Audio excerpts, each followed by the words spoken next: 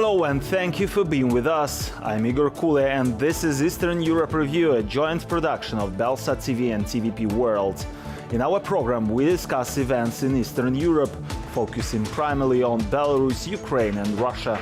In this episode, we take a look at the following topics.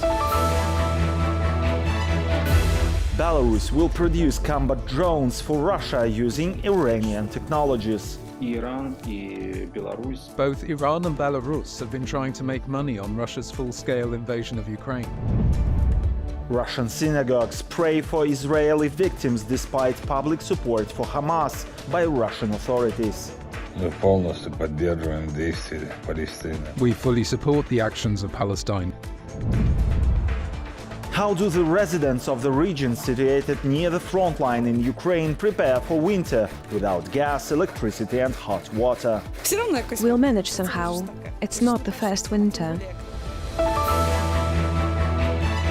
Belarusian dictator Lukashenko never misses an opportunity to make money, not for the country, but for himself. Belarus is now entering the production of combat drones, possibly having acquired the technology from Iran. Simultaneously, Lukashenko has been introduced to a Belarusian equivalent of Starlink. According to local propaganda, it functions similarly to Elon Musk's technology. In reality, the dictator's space constellation comprises just one outdated communication satellite.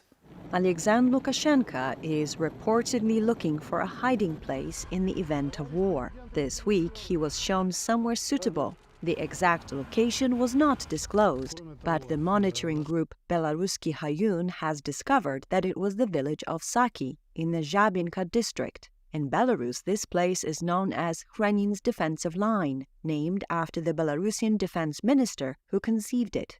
It is located near the borders of Ukraine and Poland. Greetings. Lukashenko's generals assure that Belarus is ready for war. This camouflaged bunker combines an engineering control center, space for the personnel, and a household block. It is assumed that the bunker would protect the dictator from artillery and air bombs weighing up to 500 kilograms. In reality, the army simply buried a wagon in the ground and called it a bunker. 38 bunks to accommodate the reserves and the personnel. So you dug train wagons down into the ground? Wagons. That's not a bad option either. Here are the ventilation systems. According to the Lukashenko regime's propaganda, its army now has its own equivalent of Starlink. However, it has not been given a name. So now we don't need Elon Musk? No. Does this system follow the Starlink principle? Yes, it does.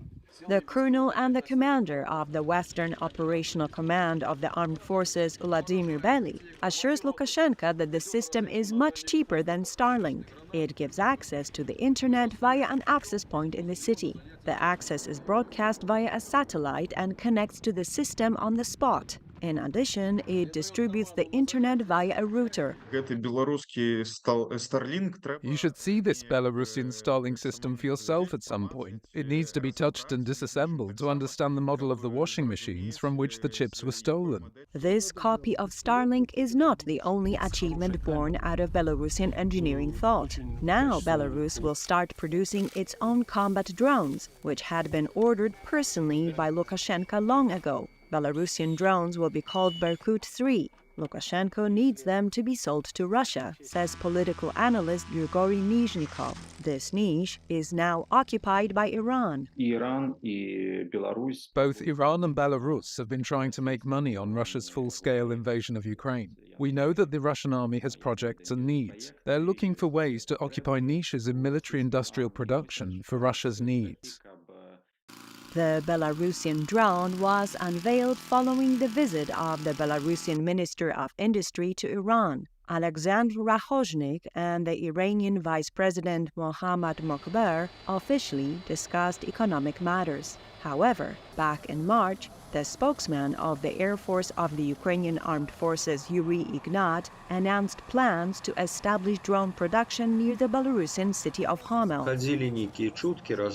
There were some rumors, conversations and hints that drone assembly could be arranged in Belarus. This could also have been discussed by the Minister of Industry.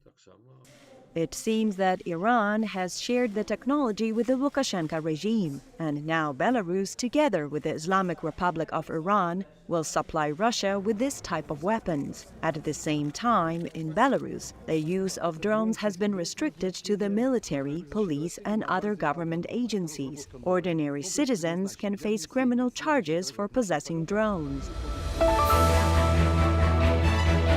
Believers across Russia are offering prayers for those killed and wounded during the Hamas terrorist attack on Israel.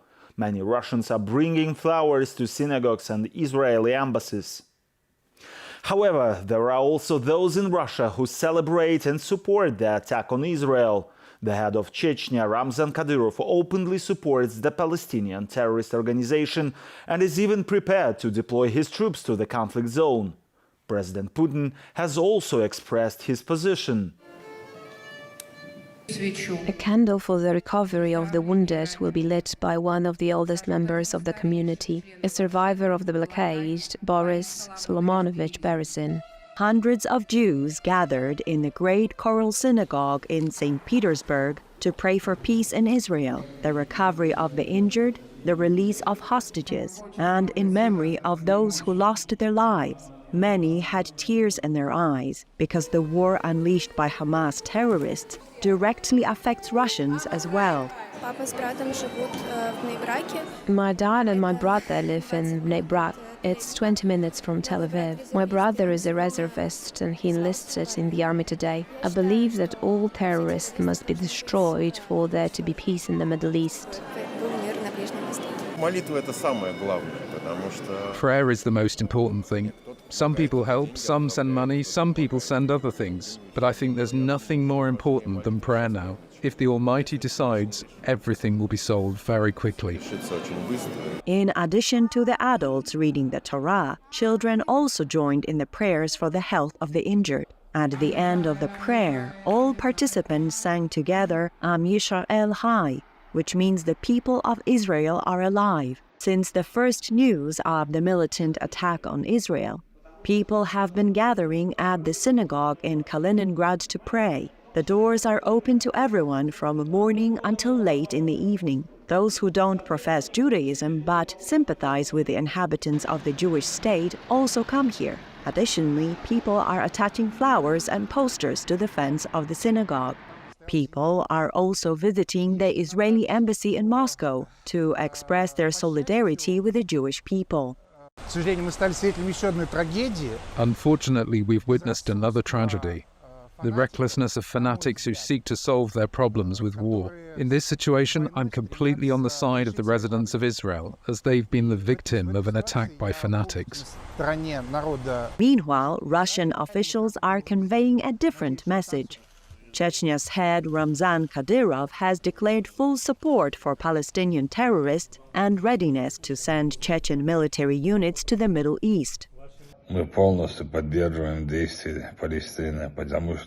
fully support the actions of Palestine because their lands were taken by Israel at some point and they're controlling them. They have no freedom of speech. Russian President Vladimir Putin has traditionally blamed the U.S. for the military escalation in the Middle East and has accused Israel of seizing land that, as Putin puts it, should belong to Palestine. He has stated that the Jewish state should humble itself and support the creation of an independent Palestine.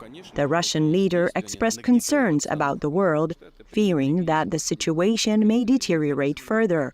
The expansion of the conflict zone could lead to dire consequences, especially in the energy sector. We have always been in favor of implementing the decisions of the UN Security Council. I mean the creation of an independent and sovereign Palestinian state. This is the root of all problems.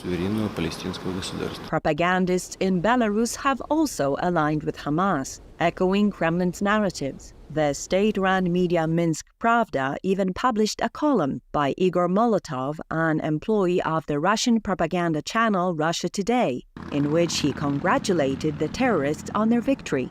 I was the person who advised detonating a thermonuclear bomb over Siberia. I apologize. We should detonate it over Israel. The Palestinian victory in the occupied territories is a victory for Moscow and Minsk. The day after publication, the material was removed from the website. Lukashenko and his associates prefer to refrain from explicit assessment of the participants in the Middle East military conflict. The upcoming winter will be even more challenging for the towns and villages on the front line in the Zaporizhia region of Ukraine. The sound of shelling from Russian troops grows more frequent and closer to the civilian population.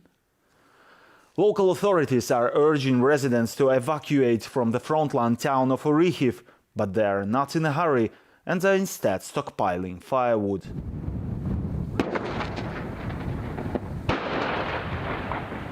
Over 1,000 residents remain in destroyed Orikhiv, located on the front line in the Zaporizhia region. For the second consecutive year, there is no gas, electricity, or centralized water supply. However, people say they got used to the situation. We'll manage somehow. It's not the first winter. As they say, oh, if only there was light.